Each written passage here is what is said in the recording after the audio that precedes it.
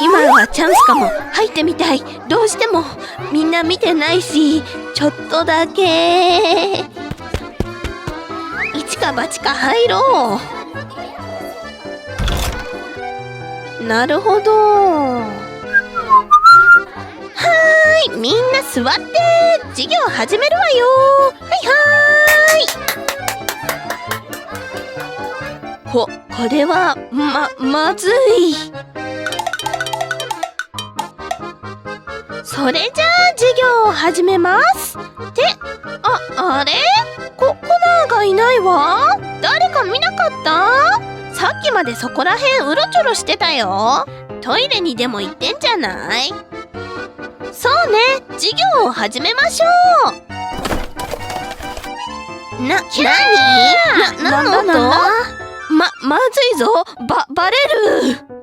ロッカーから聞こえたよね。いやー、なにダメよ。私ったら落ち着いて。まずは冷静に。教師である私だからまずは扉を開けるのよ。わかったわね、私。コンコンコン。誰かいますか？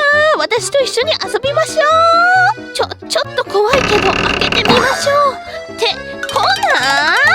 これはどういうことなの？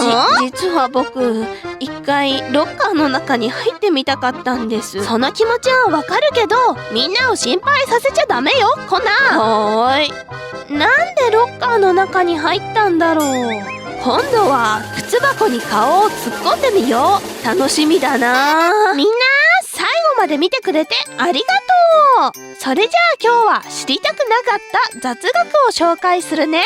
あくびのことを考えるとあくびが出るらしいよ。みんなあくびのことについて考えてみて。そしたらあくびが出ちゃうかも。チャンネル登録といいねボタンを押して次回の動画をお楽しみに。